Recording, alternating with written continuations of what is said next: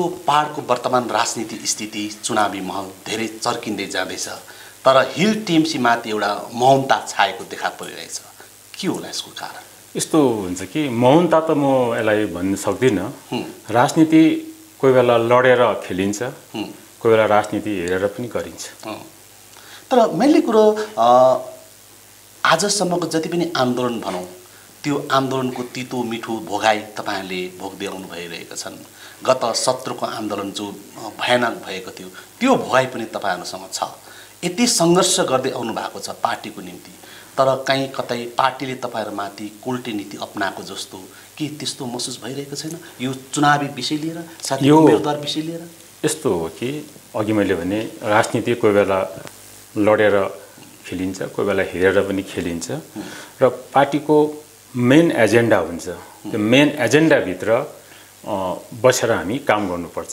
र पार्टीको यसपालिको main agenda भनेको नो भोट टु बीजेपी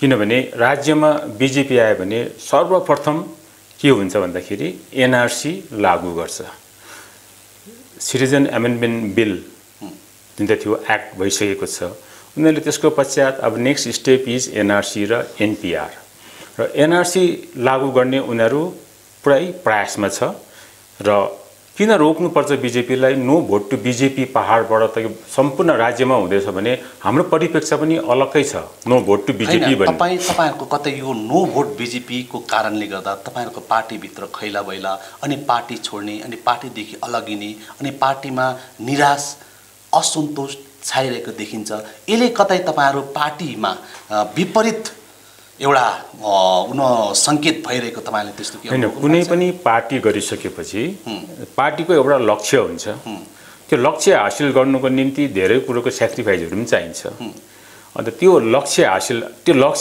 लक्ष्य चाहिँ के हो यसपाली नो भोट टु बीजेपी हैन त्यो त मैले बुझ्दैछु तपाईहरुको यो तपाईहरुको त्यागको कुरा पनि मैले बुझे तर अब सबैजना त्यागको लागि त आएको हुँदैन भन्ने कुरा तपाईहरुको पार्टीको कतिपय नेतृत्वहरुबाट पनि सुन्न पायौं अनि हिजो मात्रै तपाईको एउटा यो नेताको एउटा स्पष्ट बयान नि आएको छ मिडिया समक्ष जे जति पहाडको टीएमसी क्याडरहरु नेतृत्वहरु पार्टी छोडेर गए तिनीहरु एउटा लालचको कारणले गए भन्ने एउटा बयान आइसकेको छ मैले भने यो यति बेला ठुलो एउटा यो एक्जामको घडी हो क्या हजुर प्रत्येक नेतालाई नै कुनै पनि पोलिटिकल पार्टीमा चाहे त्यो एकदमै वर्चस्व भएको पार्टी होस् चाहे सानो होस् चुनाव जनतालाई चुनौती भन्छ प्रत्येक नेतृत्वलाई पनि चुनौतीको कुरा हो र यति बेला चाहिँ हामी आफै प्रत्येक नेतृत्वहरु कार्यकर्ताहरु सम्हालेर बस्न सक्नुपर्छ हैन तर मेनली कुरो यो तपाईको जो भन्नुभयो पार्टी हाइकमान्डको डिसिजनलाई आजको दिनमा तपाईले पालन गरिरहनु भएको छ अनि पार्टी हाइकमान्डले जो कुरो बताइरहेछ त्यसलाई तपाईले मानि लिइरहनु भएको छ र यो पार्टी हाइकमान्डको कारणले तपाईहरुको संगठनमा पहाडको संगठनमा कतै फुट आइरहेको देखा परिरहेको छ यो त स्पष्ट हो यसलाई तपाई पटक्कै यो जुन चाहिँ कुरो छ यो पटक्कै हुँदैन अच्छा अब अघि मैले भने नि यो चुनावको बेला प्रत्येक नेतृत्वलाई पनि चुनौती हो यो अच्छा चुनौती हो आफू कसरी सम्हालेर बस्न सक्छ आफ्नो म्याच्युरिटी हुनु पर्यो पोलिटिक्स राजनीति गरिसकेपछि हामीले पोलिटिक्स अलिकति लङ टर्ममै गर्नुपर्छ एउटै चुनावमा आफ्नो करियरलाई अन्त गर्छ भने अब त्यो राजनीति भएन अच्छा हैन एउटा कुरो जो चाहिँ अहिले जो मैले तपाईलाई बताइरहेको छु मैले तपाईलाई सोधिरहेको छु तर यो तपाईले दर्शकहरुलाई अलिकति अल्मलाउने जस्तो एन्सर जस्तो पाइरहेछ किनभनेदेखि दर्शक स्पष्ट हुनु पर्यो नि त जनता स्पष्ट हुनु पर्यो किनभनेदेखि जबकि तपाईहरुको पार्टी हाइकमान्डले पहाडको यो 3 वटा सिट एउटा उहाँहरुको सहयोगी दललाई दिने भनिसकेपछि एउटा तपाईहरुको पार्टीमा खलबली त आएको हो यसलाई त तपाईले एक्सेप्ट गर्नुहोस् तपाईहरुलाई म एउटा घटना यो पहाडको साँचो हो पहाडको राजनीतिक इतिहासमा स्पेशली इलेक्टोरल पोलिटिक्समा तपाईहरु हेर्नु हो भने विगत जीएनएलएफ को पिरियडमा हेर्नु हो भने जीएनएलएफ जग थियो जग हुँदाखेरि पनि एउटा एक्ज्याक्ट इयर थाहा भएन मलाई एमएलए इलेक्सन चाहिँ बाइपास गरेको त्यति बेला तुलसी भट्टराई खरसाङबाट सीपीएम को एमएलए भएको थियो दार्जिलिङबाट दावा लामा हैन पछि हाँ जेनेरल इलेक्सन हुँदा पछि गयो त बोयकट भएको 86 मा पछि हामी काउन्सिल चलाउँदै गर्दाखेरि पनि अच्छा अच्छा बाइपास गरेको थियो त्यसको एउटा लङ टर्म एउटा लक्ष्य थियो पार्टीको हामी सबै पनि मनदुखायौँ हामी पार्टी 3टा एमएलए जित्ने कालिम्पोङबाट कहिले पनि नजितेको मोहन दोफुन 1000 भोटले एमएलए भएको थियो तर हामीले जित्दिनौँ एमएलए हामी जित्थ्यौँ तर पनि हामीले अध्यक्ष तिनताका अध्यक्ष श्री सुभाष घिसिङले यसलाई बोयकट गरेको त बहिष्कार पनि बाइपास गर्ने एउटा यो लिएको थियो हामीले बाइपास गर्यौँ हामी सबैजना कार्यकर्ताहरू रिसायौँ किन यस्तो भएको भन्दाखेरि त्यसको लङ टर्म एउटा लक्ष्य थियो क्या र पोलिटिक्समा सर्ट टर्म र लङ टर्म हुन्छ हामीले जहिले पनि लङ रोप पोलिटिक्सै गर्नुपर्छ सर्ट टर्म गर्दाखेरि चाहिँ धेरै मार खान्छ सुन्नुहोस् न एउटा कुरा प्रत्येक आन्दोलनमा प्रत्येक गोर्खाल्यान्ड आन्दोलनमा यो जो जति हुन्छ आन्दोलनमा भएको हिंसा भनौँ या के कस्तो घटनाहरू भनौँ त्यो घटनाक्रमपछि जो सामान्य जो भएको हुन्छ जो जनजीवन र प्रत्येक एउटा मानिसको मुखबाट एउटा निस्किन्छ टिएमसी गोर्खाल्यान्ड विरोधी यो के लाग्छ तपाईँलाई कि साँच्चै नै गोर्खाल्यान्ड विरोधी हो त टिएमसी चाहिँ त्यो एउटा रूप दिएको मात्रै विपक्षीले अच्छा रूप दिएको मात्र हो तर टिएमसी कहिले पनि गोर्खा विरोधी छैन अच्छा टिएमसी कहिले पनि माटो विरोधी छैन म कसरी आफ्नै जातिको म विरोध गर्न सक्छु कसरी म आफ्नै पहाडको विरोध गर्न सक्छु हाम्रो काम गर्ने तरिका भिन्दै छ हाम्रो व्यवहारिक राजनीति अब दार्जिलिङमा युनिभर्सिटी ल्यायो दार्जिलिङ हिल युनिभर्सिटी जबकि 1956 सालदेखि उठेको आवाज अहिले हामीले ममता ब्यानर्जीले गरिदिनु भयो त के यो जातिको लागि सेवा होइन अच्छा यो माटोको लागि सेवा होइन हाम्रो अफ द अपकमिङ विद्यार्थीको लागि यो सेवा होइन हैन तर एउटा कुरो पहाडको कतिपय राजनीतिक दलहरूले टिएमसी साथै राज्यकी मुख्यमन्त्रीमाथि जो ममता ब्यानर्जीमाथि एउटा आरोप पनि त्यो लगाउँदै आइरहेको छ घोषणा मन्त्री अनि घोषणा दल भन्ने कुरा उनीले जति पनि घोषणाहरू गर्छन् खालि घोषणामै चाहिँ सीमित हुन्छन् भन्ने एउटा आरोप पनि त छ तपाईँहरूमाथि कहीँ त्यस्तो देखाओस् न कि जहाँ घोषणा मात्रै भएको छ काम भएको छैन अब यति बिघ्न काम गरेको छ एकतिर तपाईँहरू राष्ट्रिय परिप्रेक्ष्यमा बीजेपीलाई हेर्नुहोस् तपाईहरुले राष्ट्रिय परिप्रेक्ष्यमा वाइ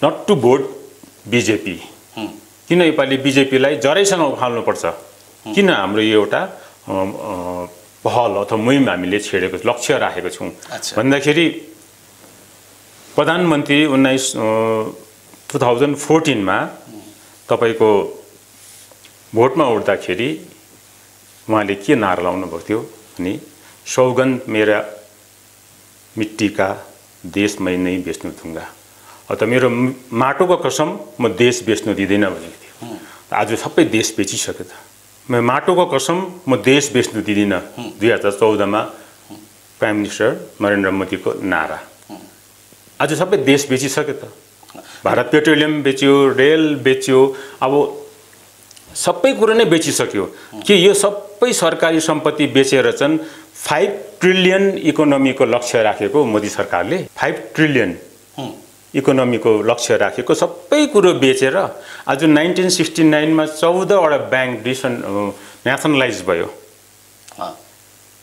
आजको दिनमा ती नेशनलाइज बैंकहरुमा 1,45,000 करोड निवेश छ सबैको भारतीयहरुको सुन्नुस् न यो राष्ट्रिय विषय सँगसँगै पहाडको राष्ट्रिय विषय सँगसँगै पहाडको मुद्दा साथै समस्या पनि त्यतिकै नै जटिल छ यसलाई हामी दुईटा परिप्रेक्ष्यमा कुरा गर्छौं तर एउटा कुरो प्रत्येक आन्दोलनपछि तपाईहरुमाथि जो एउटा आरोप जो छ नि मैले समय जान्न चाहेको तपाईहरुमाथि एउटा लान्छना र आरोप छ गोर्खाल्यान्ड विरोधी भन्ने कुरो यसलाई तपाईले कस्तो नजरले हेर्नुहुन्छ त्यो जो स्पष्ट र इमानदारी साथ दर्शकलाई बताउनुस् न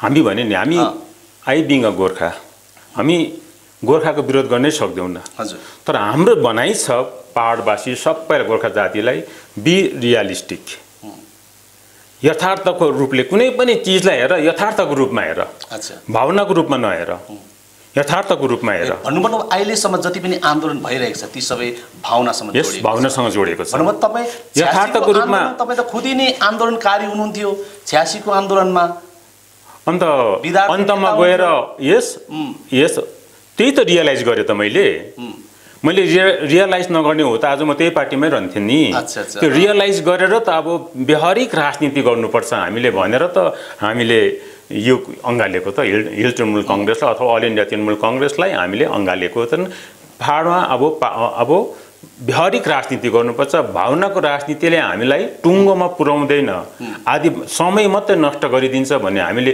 महसुस गरेर त हामीले गरेको। एउटा कुरो बताउनुहोस्, गोर्खाल्यान्डको विषयवस्तु भावनासँग जोडिएको हो या गोर्खाहरूको जीवनमा यथार्थसँग जोडिएको छ?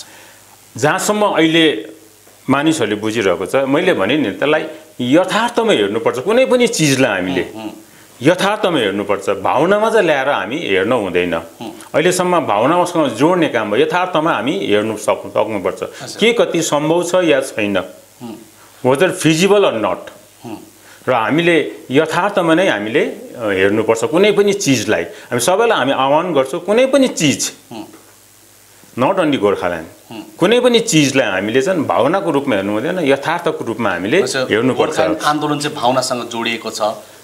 यस, भन्नुभयो यो गोर्खाल्यान्डको माथि जो उचित छैन यो होइन। मैले भने नि कुनै पनि चिजलाई तपाईँले एउटा स्पष्ट बताइदिनु होइन, स्पष्ट त किन जायज छ अनि यो भावनासँग जोडेकै नै हो भने कहाँ के कति गल्ती छ र त हामीले भन्यौँ त यसलाई यथार्थको रूपमा जब टेबलमा तपाईँ जानुहुन्छ कुनै पनि चिज, जत्तिकै तपाईँ आन्दोलन गर्नुहोस्, हामी मार कहाँ खान्छौँ भने जत्तिकै तपाईँ आन्दोलन गर्नुहोस् त टेबलमा पुग्दाखेरि त्यो भावनाले काम गर्दैन। अच्छा, भावनाले काम गर्दैन। त्यहाँ जति पनि डाटाजहरू इन्फर्मेसनहरू अक्रस द टेबल सेयर गर्दाखेरि नो वे त्यहाँ सेन्टिमेन्ट एट्याच गर्नु पाइन्छ, एट्याचमेन्ट गर्ने ठाउँ नै रहँदैन।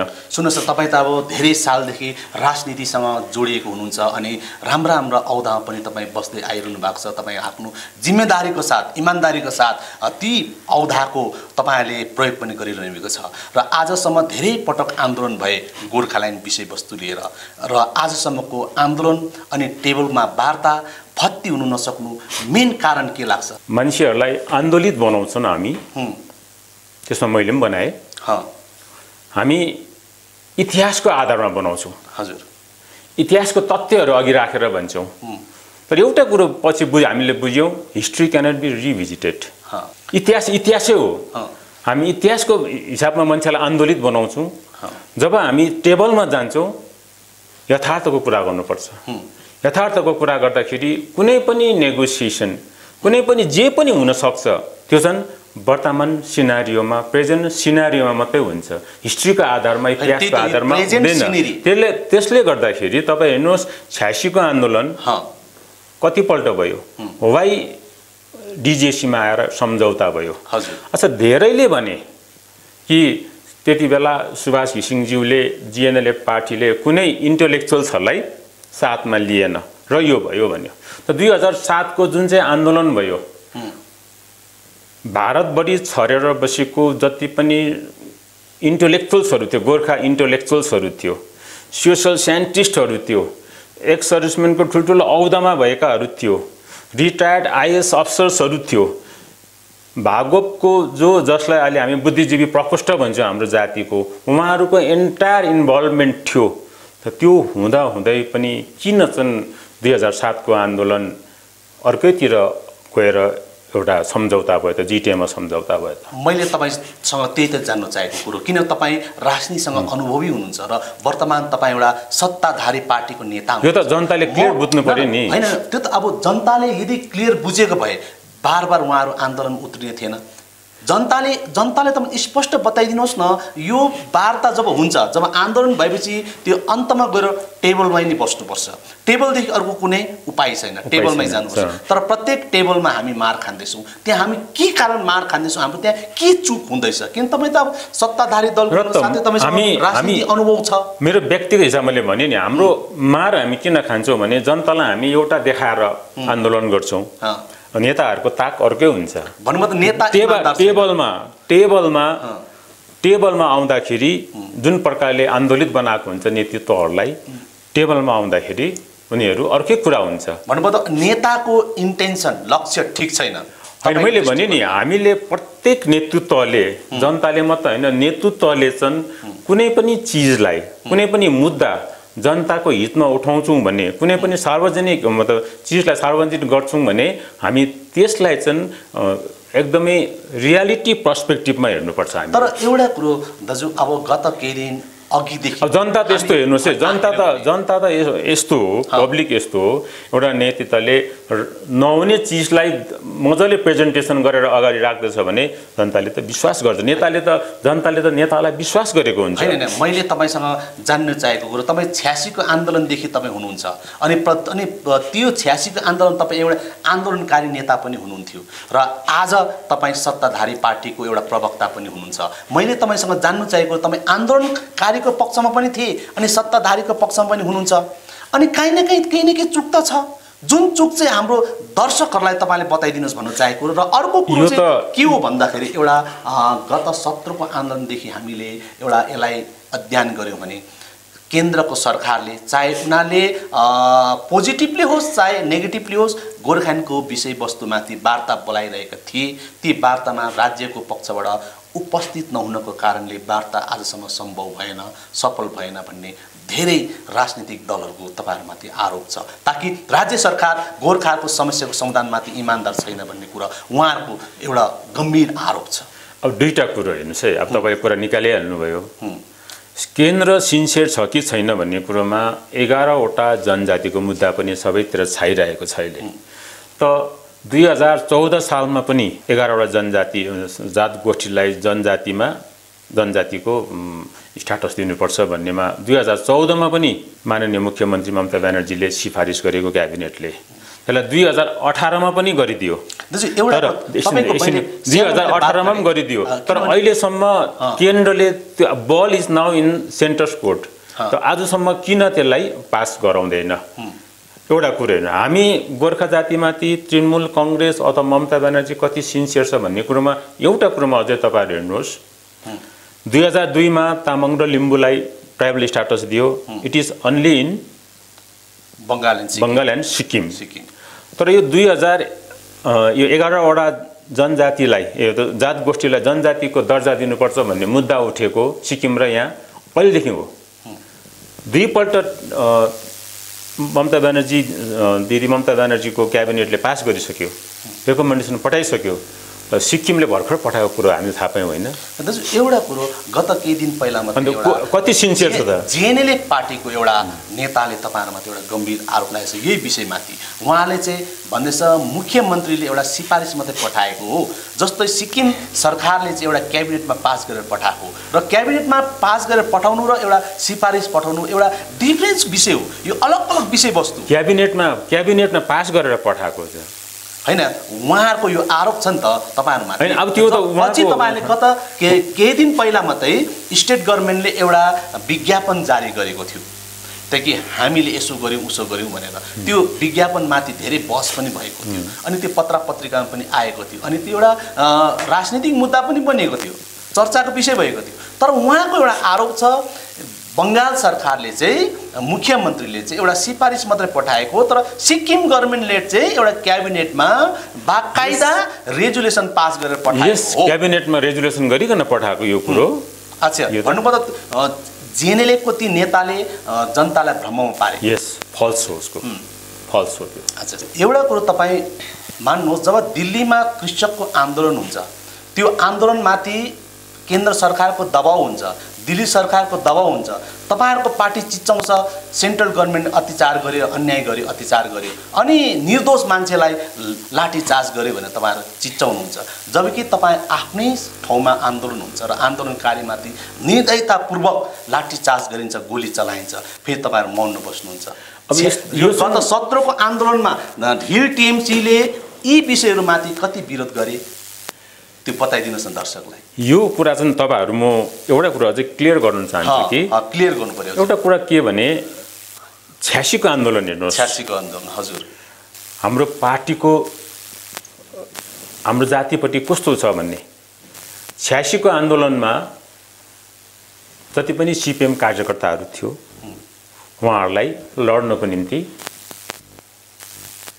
एमुनिसन दिएर पठायो।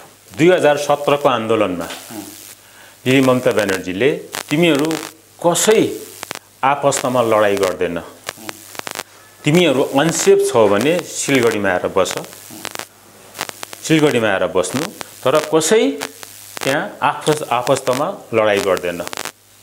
उहाँले पनि त हामीलाई आर्म्सतिर पठाउन सक्थ्यो नि त, त्यो गरेन उहाँले। होइन, मैले तपाईँसँग चाहिँ जान्नु चाहेको कुरो, जब दिल्लीमा र देशको कुनै पनि प्रान्तमा लडाइँ हुन्छ र त्यहाँ माथि टचर हुन्छ, त्यहाँको सरकारले उनीहरूमाथि आन्दोलनकारीमाथि टचर गर्छ भने तपाईँहरूले त्यसको विरोध गर्नुहुन्छ।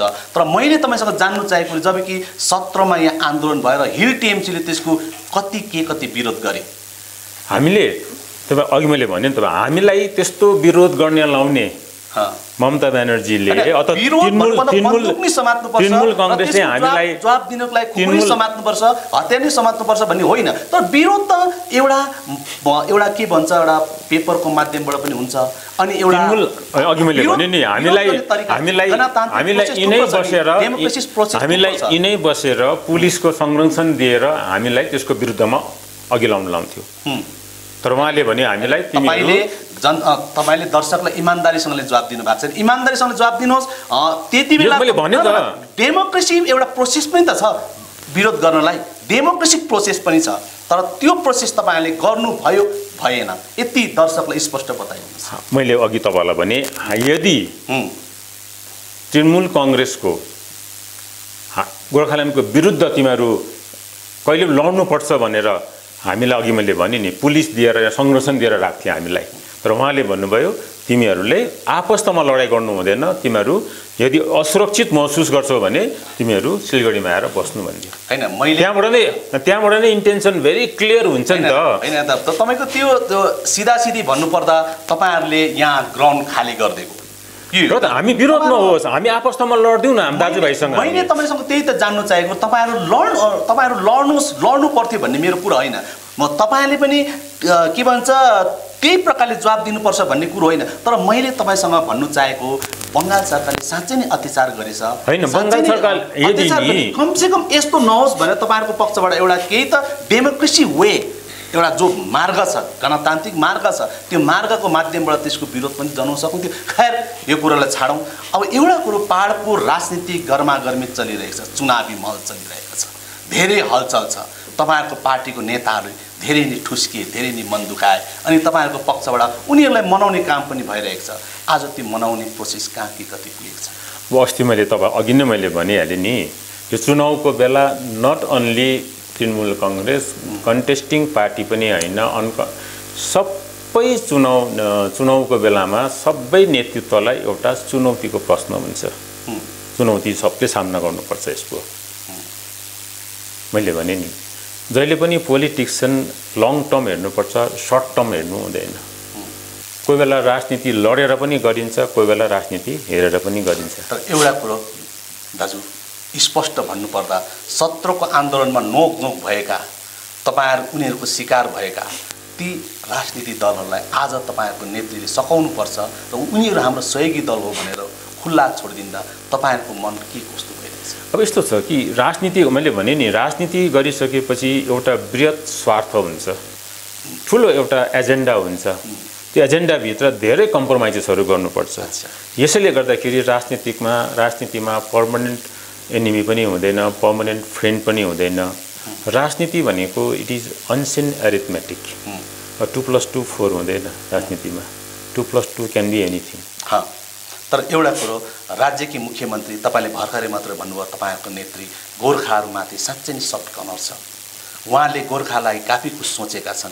अनि तपाईले भर्खरै मात्रै भन्नुभयो उहाँले राज्य विश्वविद्यालयको पनि उहाँले घोषणा गर्नुभयो, साथै ती अहिले प्रोसेसमा छ, सायद केही दिनपछि केही महिनापछि सायद त्यो सुरु पनि हुन्छ होला, सायद निचे एक्ट पनि पास भइसकेको छ, टेन्डर फ्लोट पनि भइसकेको छ, हामी आशा पनि गर्छौँ। अनि त्यो चाँडै होस् भन्ने हामी समस्त पहाडवासीले आशा पनि साँचेका छौँ। तर एउटा कुरो, मेनली कुरो जो गत केही महिना अघि राज्यकी मुख्यमन्त्री स्वयंले आफ्नो सम्भाषणमा भन्नुभएका थिए, पिपिएसका कुरा, स्थायी राजनीति संविधान।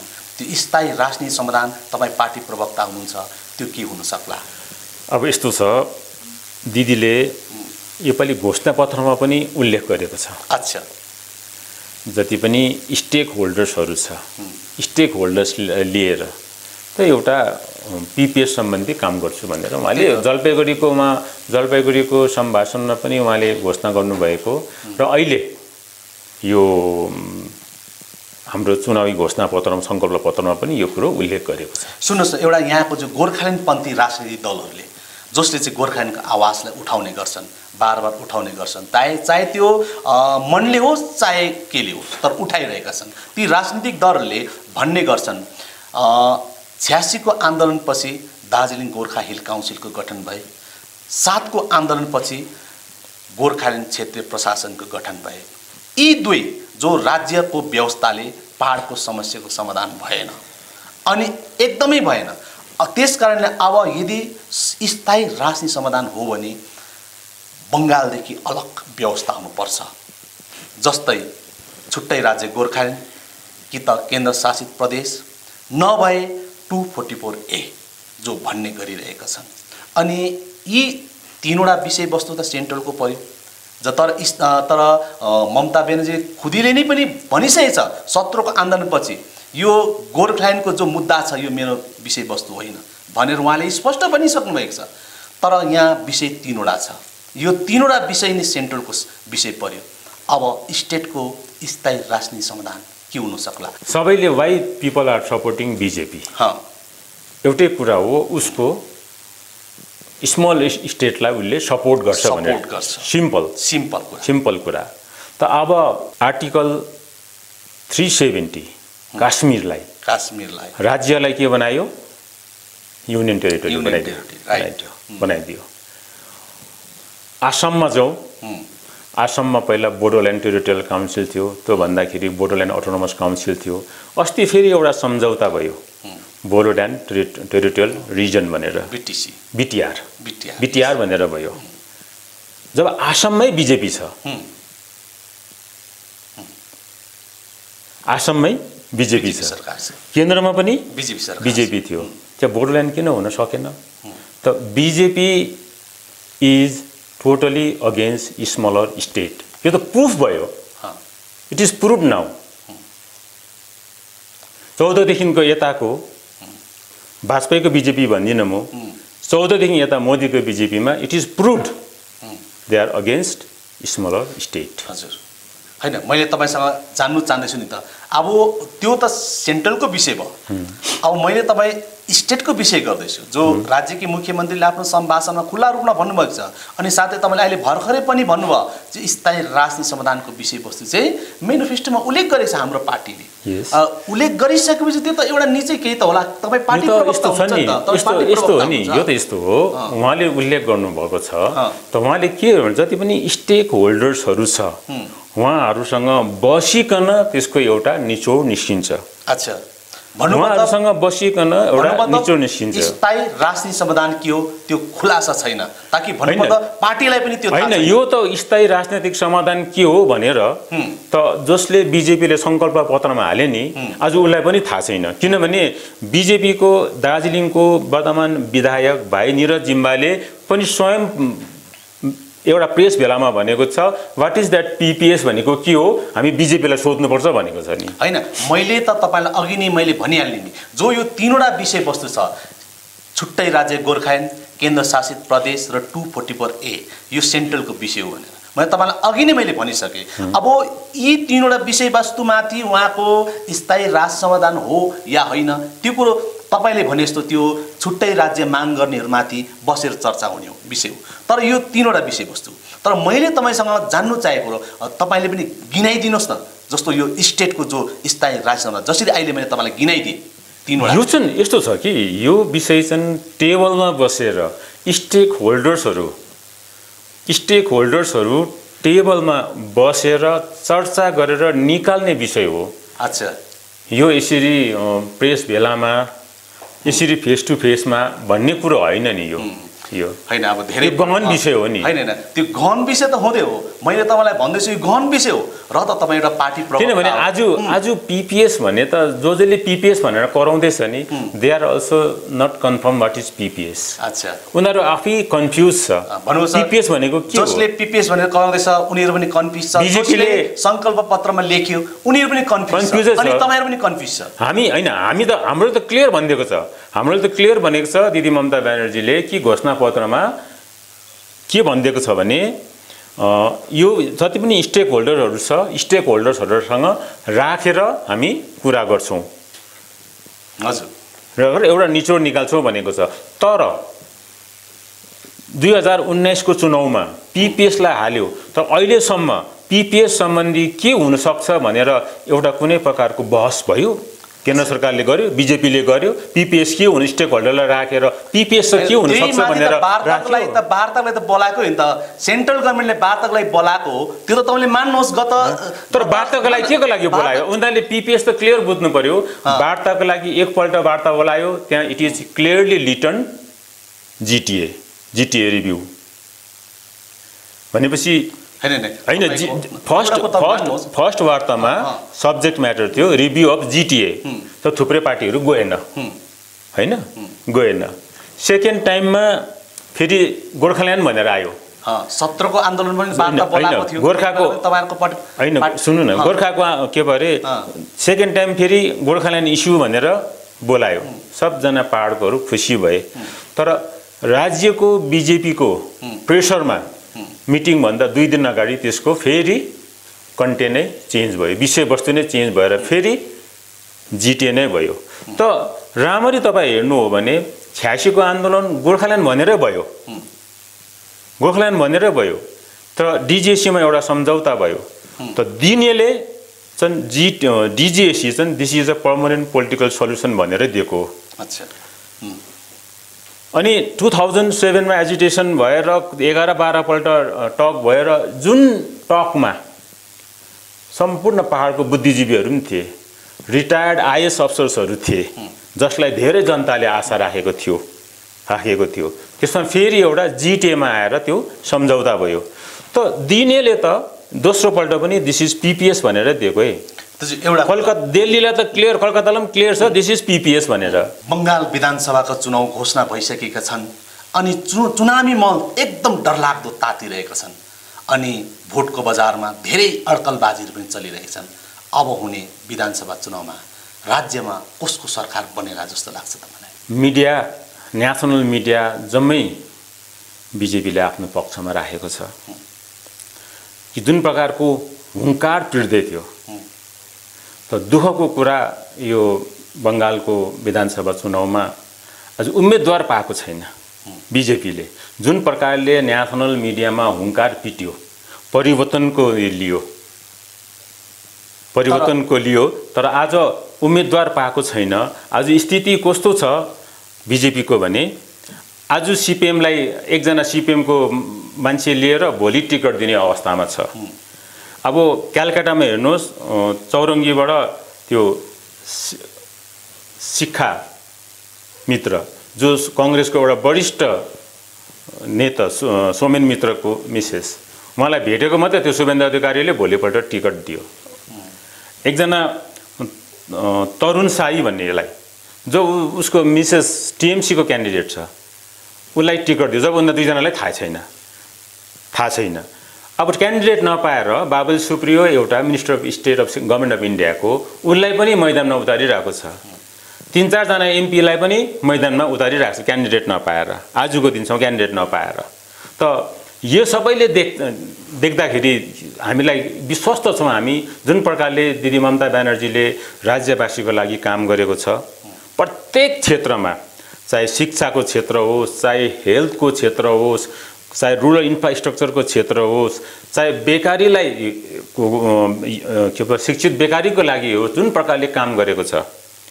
अनि साथै योपालि म्यानिफेस्टोमा जुन चाहिँ हेर्नुहोस्, जस्तै स्वास्थ्य साथी कार्ड बनाइन्थ्यो, 5 लाख रुपियाँको इन्सुरेन्स पाइन्छ। त यसपालि विद्यार्थीको लागि कन्याश्री त छँदैछ, एकश्री त छँदैछ, त्यहाँबाट विभिन्न सहायता पाउने। अब विद्यार्थी क्रेडिट कार्ड पनि दिँदैछ। 10 लाख रुपियाँसम्मको क्रेडिट कार्ड दिन्छ, 4% मात्रै इन्ट्रेस्टमा। जुन प्रकारले काम गर्दैछ, प्रत्येक वर्ष 5 लाख बेकारी शिक्षित युवाहरूलाई काम दिने यो खालको लक्ष्य राखेको छ। र जुन काम गरेको छ, यो प्रोमिसेस त घोषणापत्रमा सङ्कल्प पत्रमा लेखेको कुरा छ, जुन पास्ट काम गरेको छ यसले पनि बताउँछ कि तेस्रो पल्ट फेरि ममता ब्यानर्जी एब्सोल्युट मेजोरिटी लिएर फेरि सत्तामा आउँछ। तर दाजु एउटा कुरा, राष्ट्रिय च्यानलहरूले जो उहाँहरूले ओपिनियन पोल निकालिरहेको छ, एक्जेक्ट पोल, हुन त त्यो पोल कहाँसम्म सत्य हुन्छ के हुन्छ त्यो कुरा बातको कुरो, भला टिएमसी सरकार बनिने छाँट देखाए तापनि बिजेपीको सङ्ख्या पनि धेरै देखाएको छ, यो त तपाईँ मान्नुहुन्छ? मैले भने नि दिनदिनै आजको त्यो कतै भोलिको दिनमा टिएमसी काङ्ग्रेस टिएमसी सरकारलाई खतरा होइन र आउनेको निम्ति? होइन, आजको दिनमा जुन प्रकारको ग्राफ छ बिजेपीको, जुन प्रकारको टिएमसीको ग्राफ छ, आजभन्दा 5 महिना अगाडि जुन चाहिँ ग्राफ थियो, जुन प्रकारले द्वारे सरकारको योजना, स्वास्थ्य साथीको योजना, जुन कामहरू भयो त्यसले गर्दाखेरि आज हामी क्लियर देख्दैछौँ कि डे टु डे बिजेपीको ग्राफ चाहिँ घटेर जाँदैछ, टिएमसीको ग्राफ चाहिँ बढेर जाँदैछ। दिनदिनै टिएमसीको जित्ने जुन चाहिँ सङ्ख्या छ त्यो त मोस्ट कम्फर्टेबल भएर जाँदैछ। त्यो त दाजु निचै तपाईँले राइट कोरी नै गरौँ, तर बङ्गालमा एउटा पनि कमल नफुलेको कमल आज 18 वटा फुलेको हामी पाउँछौँ, स्पष्ट छ। र जो आजको दिनमा ओपिनियन पोल जो देखाइरहेको छ त्यसमा पनि धेरै मात्रामा बिजेपी। अब त्यो 18 वटा कमल जुन चाहिँ फुल्यो त्यो एउटा राष्ट्रिय चुनाव थियो। अच्छा, राष्ट्रिय चुनाव थियो, एउटा राष्ट्रिय पार्लियामेन्टमा जाने कुरा थियो। यो स्टेटको चुनाव हो, त्यसमा धेरै तफात हुन्छ। भन्नु मतलब चाहिँ तपाईँले भर्खर मतलब त्यो राष्ट्रिय स्तरको चुनाव थियो, त्यो देश चलाउने चुनाव थियो भन्नुभयो त त्यो बङ्गालको जनताले पनि केन्द्रको सरकार चाहिँ ठिकै छ बिजेपी जाओस् तर राज्यको सरकार चाहिँ टिएमसी नै ठिक छ भन्ने त्यस्तो के त्यति बेला त होइन।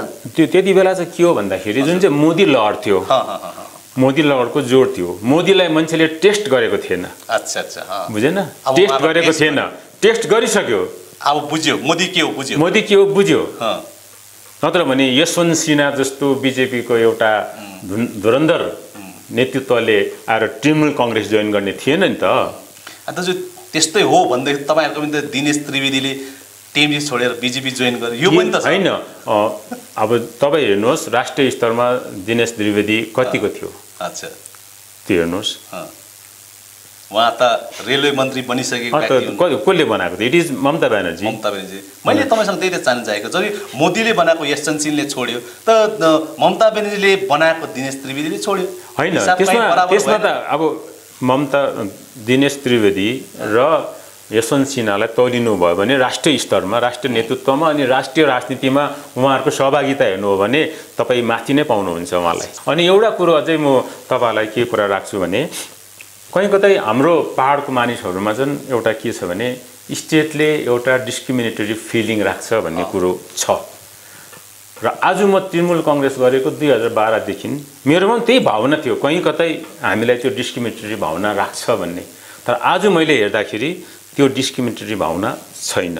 कसरी छैन म प्रमाण गर्न चाहन्छु भने तपाईँहरूलाई आजभन्दा 3-4 महिना अगाडि मात्रै थुप्रै एसिस्टेन्ट प्रोफेसर्सहरू कलकत्ताको विभिन्न कलेजेसहरूमा हाम्रो पहाडबाट गएको छ। उहाँहरूसँग कुरा गर्दाखेरि उहाँहरूले त्यसको कुरो इन्कार गर्नुभयो, 1 नम्बर। नम्बर 2 कति त्यस्तो छ भन्दाखेरि कलकत्ताको वरिपरि जति पनि गभर्मेन्ट एडेड कलेजेसहरू छ 100 भन्दा बेसी एसिस्टेन्ट प्रोफेसर छ पहाडबाट गोर्खाहरू छ। यदि डिस्क्रिमिनेटरी भावना राख्ने हो भने त त्यहाँ कि त्यति पढेको र उहाँहरू थिएन र यो चाहिँ फिलिङ्स छैन।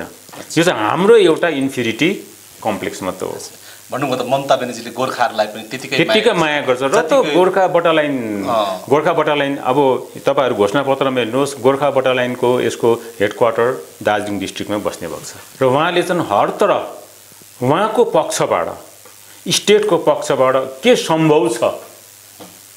सम्भव छ अरू जाति सर गोर्खा जातिलाई पनि इक्वल पार्टिसिपेसनको चाहिँ मौका दिइरहेको छ। अब हाम्रो ड्युटी भयो त्यसलाई अब कसरी उपभोग गर्ने।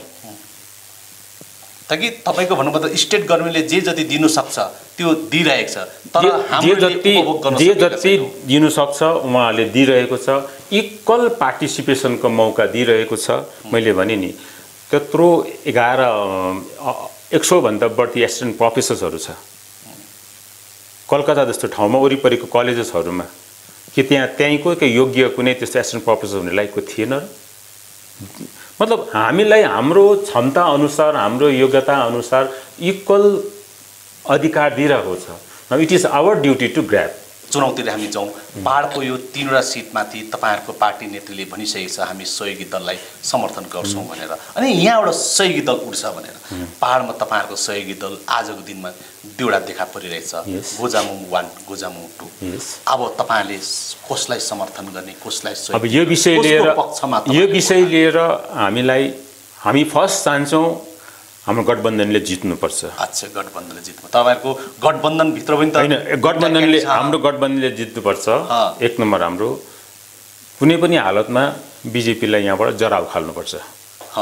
तर तपाईँहरूको गठबन्धनमा दुईटा गठबन्धन छ, पार्टीबाट नेतृत्वबाट हामीलाई कुनै न कुनै एउटा निर्देश आउँछ, अनि समयकाल र परिस्थितिलाई हेरेर हामी कुनै एउटा ठोस निर्णयमा पुग्छौँ। दाजु, गत केही दिन पहिला मात्रै पहाडको एउटा बुद्धिजीवी मानिने व्यक्तिले एउटा भलाएको उल्लेख गरेको थियो कि पहाडको राजनीति विषयवस्तुमाथि। अच्छा, त्यो मैले पनि हेरेँ एउटा अन्तर्वार्ता। हजुर, I have high regards for दाजु महेन्द्र पी लामा। हाम्रो गोर्खा जातिको भुल चाहिँ के छ भने त्यो भ्रम, राम्रो मौका दिनुभयो यो भ्रम तोड्नुको लागि छ योपालि। क्या भ्रम चाहिँ के छ भने एउटा कसै पनि हाम्रो गोर्खा समाजको एकजना व्यक्ति राम्रो पोस्टमा माथि गयो भने चाहिँ हामी के सम्झिन्छौँ भने उसले चाहिँ अब हाम्रो लक्ष्यमा पुरा गरिदिन्छ, लक्ष्य पाउनुमा चाहिँ हामीलाई पुर्याउनुमा चाहिँ सहायता गर्छ भन्ने एउटा भ्रम छ।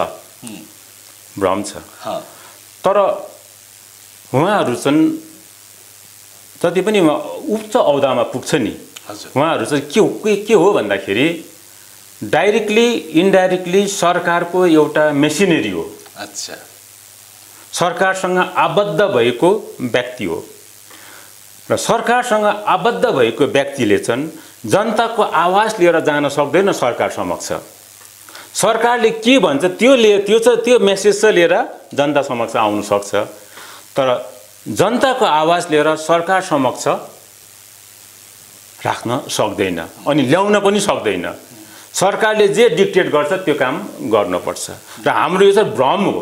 कुनै पनि हाम्रो दाजुभाइ भाइ बहिनी कसै पनि ठुलो औदामा पुग्छ, राज्यको होस् केन्द्र सरकारको होस्, त्यहाँ चाहिँ अब हाम्रो भलाइ हुन्छ, हाम्रो यहाँको लक्ष्यलाई पुरा गर्छ, त्यहाँ हाम्रो इच्छा आकाङ्क्षा उहाँले पुरा गरिदिन्छ भनेर उहाँमाथि एउटा हामी आशावादी हुन्छौँ नि, त्यो चाहिँ रङ हो, त्यो भ्रम हो।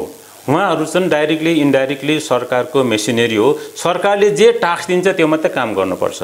यहाँको जनताको आवाज लिएर जाने उहाँहरू चाहिँ भाग चाहिँ होइन, आफ्नो राम्रो बुद्धिले गर्दाखेरि त्यो औदामा पुगेको छ, त्यसलाई हामी अनर गर्नुपर्छ गोर्खा जातिले। We should feel proud of that.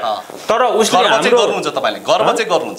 गर्व गर्छौँ, तर हाम्रो यो जुन चाहिँ पहाडको समस्यालाई उहाँले हाम्रो जुन भित्र लगेको भावनाहरू चाहिँ उसले त्यहाँ सरकारकोबाट पुर्याइदिन्छ, पास गरेर ल्याइदिन्छ भन्नेमा चाहिँ त्यो भ्रम मात्र हो हाम्रो। किनभने उहाँले चाहिँ सरकारले जे डिक्टेट गर्छ त्यो काम गर्नुपर्छ।